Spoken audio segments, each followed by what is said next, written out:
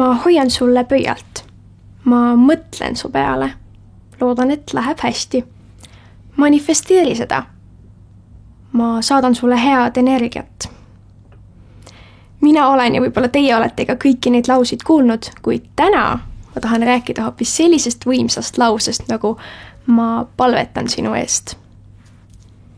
Tere! Mina olen Dione ja räägin teile täna sellisest teemast, nagu kuidas palvetada nende eest, kes veel ei usu. Miks on lause ma palvetan sinu eest võimsam kui need teised laused? Lause ma hoian sulle pöialt taga võib olla ka suur hoolimine ja armastus, kuid mis abi teisel inimesel sellest reaalselt on? Mis on seos pöidla hoidmisel ning inimese kordaminekul antud valdkonnas? Kas tal läheb siis see tegevus paremini, kui me hoiame pöialt, sest me hoiame pöialt? Mina isiklikult küll ühtegi seost ei näe pöidla hoidmisel ning teise inimese soorituse vahel. Sellest ma saan aru, et pöialt hoidev inimene loodab parimat, kuid need jäävad kõigest sõnadeks. Kuidas siis palve erineb pöidla hoidmisest?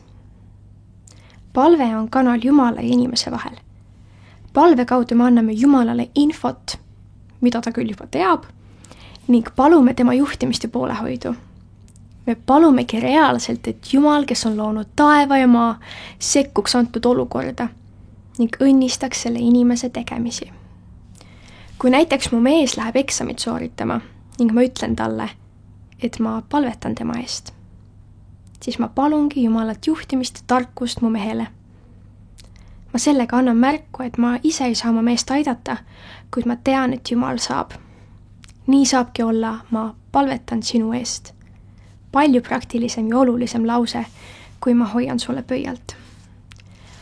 Kui ma palvetan tema eest, siis sellega on näha, et ma hoolin temast, pluss päriselt teen midagi selle heaks, et tal võiks see asi hästi minna, ehk palun Jumala abi ja hoidmist.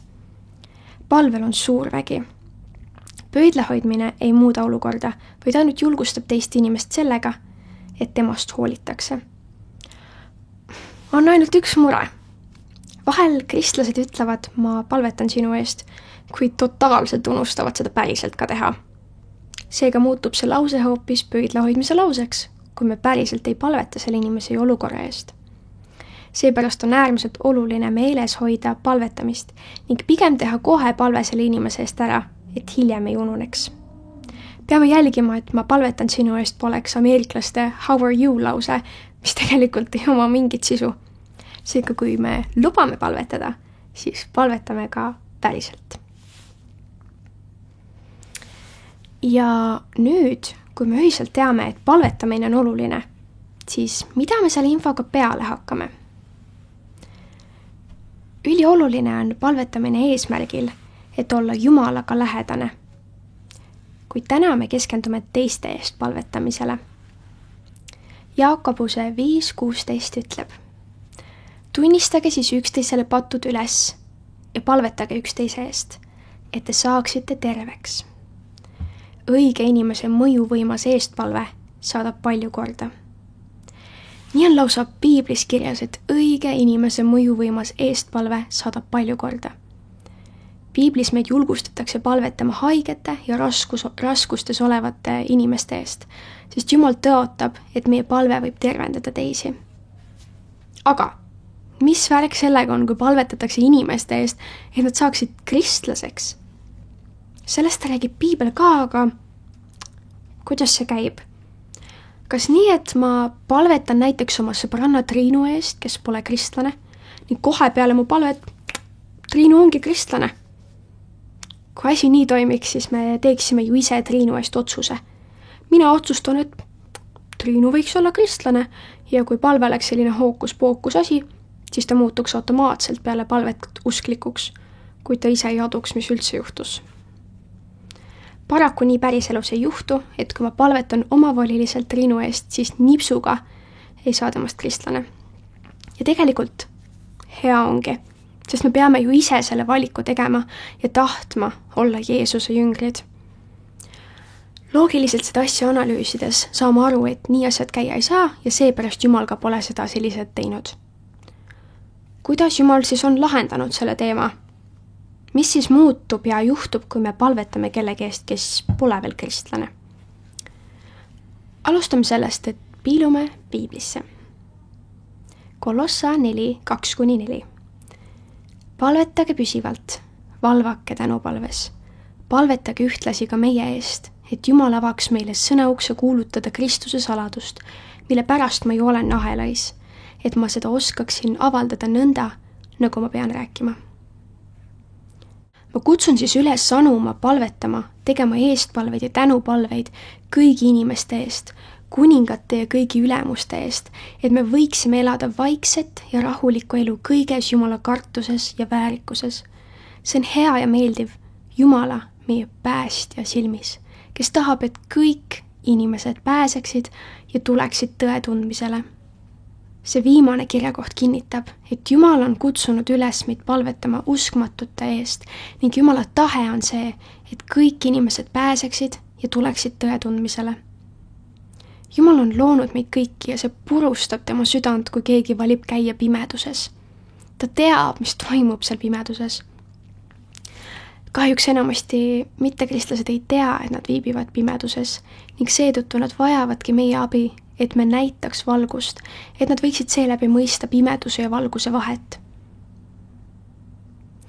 Üks oluline teema, mis tuleb enda sees lahti mõtestada, on see, et miks ma tahan, et mu lähedased ning ka võõrad saaksid kristlaseks. Kas sellepärast, et oleks tore nimi palve nimekirjast maha tõmmata või on see asi sügavam? Kas ma oleksin rõõmus ja rahul sellega, kui mõni, kelle eest ma palvetan, saaks kristlaseks selliselt, et ma kunagi ei saagi teada, et ta leidis tee Jumalani? Kui sa said vastata sellele küsimusele jah, siis väga hea. Tahan julgustada sind mõtlema sisimas, et kas Jumal on ilmutanud sulle kurbust kadunute osas ning igatsust nende järele. Kas sa igatsed, et ainult sinu sõbrad võiksid saada kristlaseks või hoolid sa sama palju ka poe ees istuva vanema härra tulevikust? Kui praegu mõtiskledes sa tunned, et asi nüüd nii kaugele pole läinud, et sa päriselt siiralt ja sügavalt igatseksid, et ka võõrad saaksid osa Jumala armastusest ja igavikust taevas, siis palu seda Jumalalt. Palu, et ta heas mõttes murraks su südame selles vallas, et sa võiksid näha olukorda nii, nagu tema näeb. Usu mind, kui sa seda koged ja näed, siis su elu on muutunud. Aga tulles tagasi, me jõudsime oma järeldusega sinna punkti, et palve ei saa nipsuga muuta inimest kristlaseks. Ma olen palju mõelnud sellele, et mis vahe siis on selles, kas ma palvetan kellegi eest või mitte. Kui nipsuga asi ei toimu ja see on ikkagi iga inimese vaba valik, siis kuidas minu palve aitab? Jumal niikuinii igatseb ju, et kõik järgiksid teda. Kas siis on pointi üldse palvetada? Ma arvan, et vahe tuleb sisse selles, et need mittekristlased, kelle eest mitte keegi siin ilmas ei palveta, neil on ka muidugi võimalus saada kristlaseks. Jumal ikka võitleb nende südamete eest ja võib end ilmutada neile. Küll aga ma usun, et need, kelle eest ka keegi palvetab, saavad neid võimalusi Jumalalt rohkem. Esiteks, see inimene, kes tema eest palvetab, saab juba ise olla olemas ning jagada evangeeliumit ehk tõde. Teiseks, saab Jumal kasutada eestpalvetaja ustavust ning saata selle inimese teele kristlasi või teha imesid tema elus. Jumalale väga läheb korda, kui keegi on ustav ja järjepidev. Ta näeb ja märkab neid, kes palvetavad juba aastaid oma uskmatu abikaasa eest või uskmatu ema eest. Mina päriselt usun, et kui me pühendame end kellegi eest palvetamisele, siis Jumal vastab sellele palvele. Tuletan meelde, et lõppsõna jääb sellele inimesel ikkagi, kelle eest me palvetame, sest Jumal ei saa tema eest otsust teha. Aga julgustuseks jagan teile ühte päriselt juhtunud lugu. Üks noor naine käis kirikus ja noortekatel, kuid ühel hetkel jäi ta kogudusest ja Jumalast kaugele. Ta tutvus ühe mehega ja nad hakkasid suhtlema. Nad meeldisid üksteisele ja sealt arenes suhe välja. Nad olid koos olnud mõni aasta, kui tundis naine järsku kutset tagasi Jumala juurde ning ta hakkas uuesti koguduses käima. kuna mees ei haakunud selle Jumala teemaga absoluutselt ja tegelikult ta lausa naeris selle teema üle, siis naine otsustas, et asi nende vahel ei saa jätkuda. Naine paastus ja palvetas, et saada selgust, mida teha ning tundis, et ta peab lahti laskma mehest ja usaldama mehe Jumala hooleks. Sest ega naine ju ise ei saa teda päästa. Ainult Jumal suudab ja saab. Naine otsustas, et ta pühendab end Jumalale ja ei tee hetkel tegemist ühegi mehega. Küll aga ta igatses siiski, et seesama mees võiks saada kristlaseks. Seega ta hakkas palvetama selle mehe eest, et ta leiaks tee Jumalani. Nad sõbra tasandil suhtlesid natuke, kuid hoidsid distantsi. Möödus umbes pool aastat, kui naine tõdes, et mees järsku tunneb huvi Jumala vastu ning mees oli kodus lausa teinud üksi päästepalve. Naine oli ise ka hämmingus, et see sama tüüp, kes tegi usku maha ja kelle eest ta oli palvetanud, soovib nüüd ristitud saada. Hüppame nüüd aastasse 2025. Need samad mees ja naine on minu abikaasa Marteni vanemad. Seesama mees on tänaseks olnud Lihula Nelipühi kiriku pastor juba 19 aastat. Marteni ema aga on Nelipühi kiriku lastetöö juht ja nad on olnud õnnelikus abielus 26 aastat. Jumal nägi Marteni ema ustavust, palves ning usaldust Jumala vastu, et tema teab kõige paremini ja nii ta kinkiski neid üksteisele ja nad saavad tänaseni koos järgneda Jeesusele. Palvel on mõju, eks? Võib-olla sa praegu seda kõnet kuulates mõtled, et jaa, mul on palju mittekristlasest sõpru. Aga mida ma teha saaksin? Kuidas nad võiks tundma õppida Jumalat ja kuidas võiksin mina nende eest palvetada? Taaskord jutustan sulle ühe loo, seekord välja mõeldud, ja jätkan selle näitega, et mul on mingisugune sõbranna Triinu. Ma näen, et Triinu on katkisest perest ja pealekauba läks just oma poissõbrast lahku. Mul on nii kahju seda pealt vaadata ja tahaksin teda väga aidata. Toetan teda ja kuulan teda, aga tunnen, et see ei ole piisav. Ma ju tean, kuidas Jeesus on mind aidanud rasketes hetkedes ning kuidas mina panen kogu oma lootuse tema peale. Triinul kuluks ka seesama lootus ära. Olen püüdnud rääkida talle Jumalast, kuid see tundub talle kauge. Mida teha? Mulle meenub, et ma saan ju palvetada tema eest. Mitte seda, et ma teeksin tema eest otsuse hakata kristlaseks, vaid palvetan talle rahu ja rõõmu ja selgust. Palvetan talle tarkust ja Jumala juhtimist. Ja mis peamine, ma palvetan, et Jumal ise ilmutaks end talle. Ma palun, et Jumal saadaks sa teele veel kristlasi ja võimalusi, kus ta võiks kohtuda isiklikult Jeesusega. Ma teadvustan, et see on tema isiklik otsus, mille ta peab langetama, kuid ma ei taha, et ta jääks nendest võimalustest ilma. Sest ta ju hetkel ei tea, millele ta ei ütleb. Ma palvetan tema eest järjepidevalt. Tean, et palves tuleb võidelda tema eest, sest hingevaenlane ei taha kaotada ühtegi inimest tema ohvrite seast. Ma usaldan Jumalat, et ta kingib Triinule võimalusi, et ta saaks õppida Jumalat tundma. Kui näen võimalust, siis jagan Triinule oma elust koos Jumalaga ja annan vihjeid, et ta võib minuga kaasa tulla kogukonda. Olen alati valmis jagama talle evangeeliumit. Kuidas see lugu sulle kõlas? Kas see on see, mida sina oled mõelnud? Kas midagi oli teisiti? See igatahes on üks variant, kuidas tema eest palvetada ja kuidas asjale läheneda. Ma arvan, et te nõustute minuga, kui ütlen, et palju keerulisem teema on see, kui meie lähedane pole kristlane. On selleks meie pereliige, sugulane või lähedane sõber. Me veedame temaga palju aega ja süda valutab, sest igatseme, et tal oleks ka igavik koos Jeesusega. Ja lähme nüüd praktiliseks. Ma annan sulle 8 konkreetset palvet, mida paluda. Palun Jumal, ava ja pehmenda tema süda evangeeliumi kuulmiseks. Viide Apostlite teod 16.14. Ka üks jumalakartlik naine, Lüüdia nimi, purpurimüüja Thyatira linnast kuulas ning issand avas tema südame, nii et ta pani tähele, mida Paulus rääkis. 2. Palun Jumal, ava tema silmad, et ta näeks asju, mida ta enne ei näinud.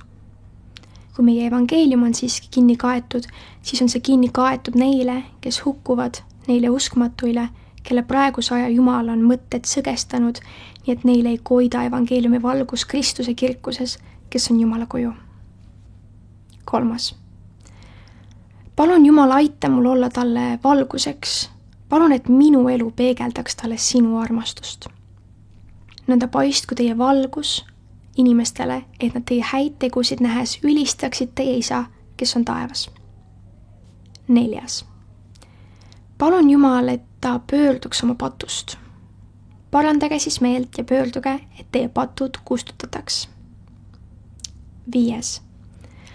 Palun Jumal, et ta kogeks, kui väga sina teda armastad ja kui väga sa temast hoolid. Sest nõnda on Jumal maailma armastanud, et ta oma ainusündinud poja on andnud, et ükski, kes temasse usub, ei hukkuks, vaid et tal oleks igavene elu. 6. palve. Palun Jumal, et sa saadaksid evangeliste ja julgeid kristlaseid tema teele, kes jagaksid talle päästesõnumit. Ja palun Jumal, et sa sõnum jõuaks talle kohale.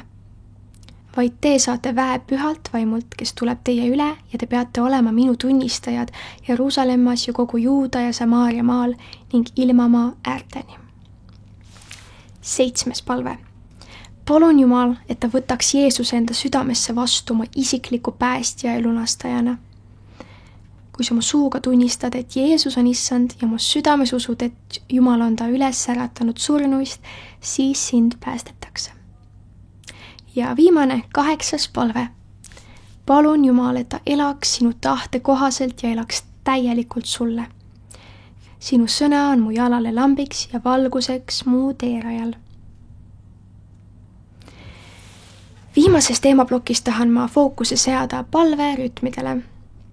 Minu arvates on see omaette teema, et kuidas heas mõttes süsteemselt palvetada. Ma olen nii palju tundnud seda tunnet, et appi, mul on ju mustmiljon inimest, kelle eest tahaks palvetada. Kuid kuna neid on nii palju, siis mul ununebki palvetada, sest see tundub nii suur ja aeganõudev ettevõtmine. Ei taha ju palvetades kedagi ära unustada, aga neid lihtsalt on nii palju. Mida siis teha? Annan sulle 5 nippi selleks. Esimene nipp. Võta ja vali mingi teatud perioodi peale endale maksimum 5 mittekristlast, keda sa palves kannad. Näiteks jaanuarikuus palvetan Jüri, Mari ja Liisi perekonna eest ja siis veebruaris on uued inimesed. Või kui sul probleeme pole sellega, et inimesi oleks liiga palju, siis võivad sul kogu aeg samad inimesed olla. Teine nipp. Mõtle enda jaoks välja kindel hetk päevas, millal sa palvetad nende eest. Kas see on hommikupalve ajal või lõunal või õhtul, millal iganes see sinu jaoks toimib. Ja jää selle rutiini juurde. Siis ei juhtu seda, et ühel hetkel avastad, et oled mitu päeva või nädalat unustanud palvetada nende eest. 3. Tee nende nimed nähtavaks. Kui sulle sobib visuaalne tugi, siis näiteks kirjuta post-it sildikeste peale nende nimed ja kleebi need kuskile nähtavasse kohta. Või pane endale meeldetuletusena telefonisse või kirjuta palvepäevikusse palved välja nende eest või loo endale mingisugune oluline palveposter või vihik, mille sa saad kätte võtta, kui palvetama hakkad, et oleks hea silma ees nähtav kogu info. 4. Loo enda jaoks päeva palveteemad. Üks hea võimalus, kuidas meeles pidada, kelle eest palvetada, on rühmitada inimesi ja jagada neid erinevate päevade peale. Teen ühe nädala näite plaani. Esmaspäeval palvetan sugulaste eest, teisipäeval töökaaslaste eest, kolmapäeval lapselasteaiarühma õpetajate eest, neljapäeval trennikaaslaste eest, reedel koolikaaslaste eest, laupäeval nende kristlaste eest, kes enam ei ela koos Jeesusega ja pühapäeval kodukoha poemüüjate eest. 5. ehk viimane nipp. Tähista väikseid võite. Kui su sõbranna täna ise küsis Jumala kohta midagi, siis tunne rõõmu selle eest ja täna Jumalat selle eest. See aitab hoida end tänumeelsena ja tõesti tähistada ka, kui keegi on sammuke lähemal Jeesusele. Ja nipid said otsa. Ma loodan, et sa said mingi mõtte kõrva taha panna täna ja hakkad julgemalt palvetama nende eest, kes veel ei usu. Julgustan sind üles kirjutama need palved või need nipid, et neid meeles hoida. Soovin sulle toredat arutelu kogukonna keskel või mõtisklemist üksi.